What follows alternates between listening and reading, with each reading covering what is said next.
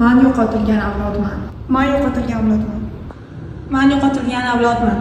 Man yo'qotilgan avlodman.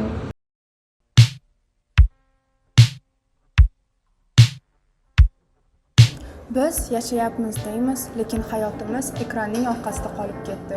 Biz yo'qolgan avlodmiz. Scroll ichida, oxiri yo'q lentalarda, begona dunyolarda o'zimizni yo'qotdik. Tongda uyg'onamiz va birinchi qiladigan ishimiz telefonga sho'ng'ishdir. O'z hayotimizdan qochamiz. Scroll qilamiz, chunki hayotimiz biz kutgandek emas.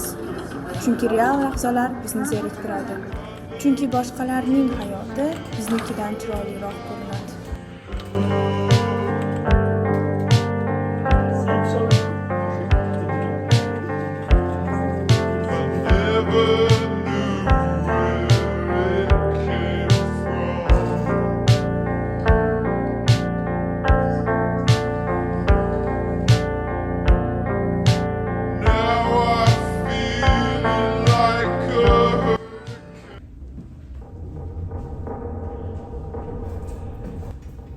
Man 20 yoshdaman. Tabletka ichishni 2 yil oldin boshlaganman. O'rganib qolsa, slishkom ozdirvoradi. Ovqat yedirmaydi, suv ichirmaydi. Umuman ichi pustoy bo'lib qoladi. Lekin xohlamaydi odam yeb ichishni. Yo'nizga xohlagan narsangizni qo'yib qo'ying, yemaysiz, ichmaysiz. 2-3 kunlab odam uxlamaydi. 100% uxlamaydi. Bitta ko'zi ilib qolmaydi ham o'zim ko'rganman. 7 kun uxlamagan odamni ko'rganman. Bu moddada sizga hech farqi yo'q. Odam o'ldirib qo'yasizmi yoki oldingizda odam o'ldirib qo'yadimi? Sizga umuman hech farqi yo'q.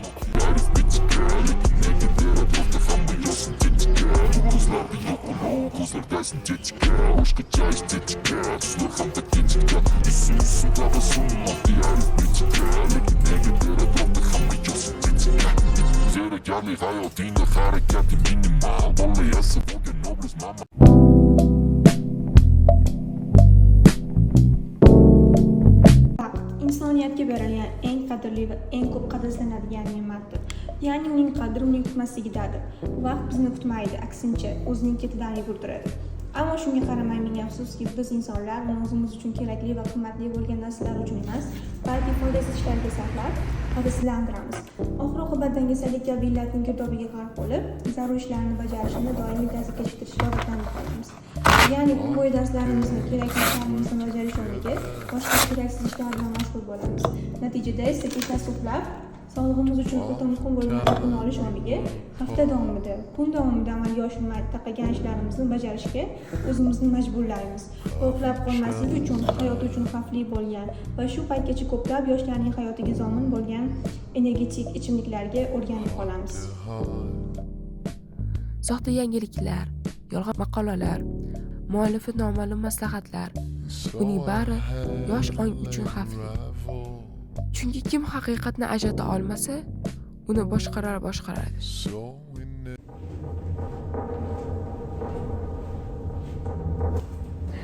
Ukol. Bu keyingi etapga o'xshaydi. Ya'ni tabletka, parashok, har xil tutun, keyin ukol.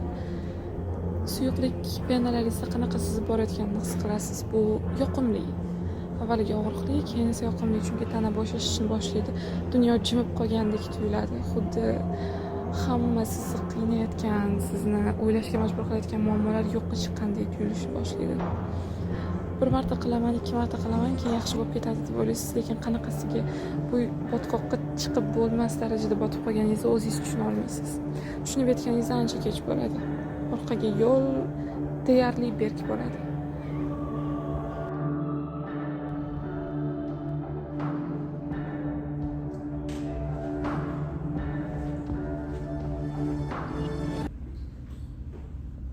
Eng muhimi, o'zingizni kechiring.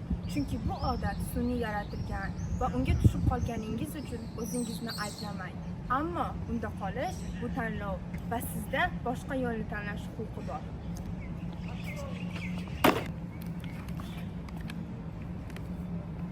Shunday ekan, siz ham vaqtingizni men kabi to'g'ri taqsimlashni o'rganishingiz, kerakli foydali ishlarni o'z vaqtida bajarishga rioya qilishingiz yoki bu kabi tubsizlikka tobora cho'kib borishingiz mumkin. Xo'sh, bu kabi tubsizlikdan chiqish uchun qanday yechimlar mavjud? O'zimdan misol keltiradigan bo'lsam, kun bo'yi muhim ishlar va darslarni ortga surish o'rniga ularni o'z vaqtida amalga oshirish uchun vaqtimni to'g'ri taqsimlashni boshladim. Ya'ni o'zimni bu kabi zarur ishlarga qiziqtirish uchun yangi foydali mashg'ulotlar topdim. Do'stlarim bilan toza havoda sayr qildim va kayfiyatimni ko'tardim. Shundan so'ng zerikarli va og'ir tuyulgan ishlar ham qiziqarli tuyula boshladi va hayot tarzimga ham ko'plab ijobiy o'zgarishlarni olib keldi. Hozirgi davrda axborot texnologiyalari rivojlanganligi uchun yosh avlodning ma'lumot olish manbalari o'zgarib bormoqda. Ular olayotgan ma'lumotlar internet, veb-saytlar yoki Wikipediyalar orqali ishonchsiz, tasdiqlanmagan ma'lumotlar olib, o'zlariga kelayotgan har bitta ma'lumotni tekshirmasdan qabul qilyaptilar.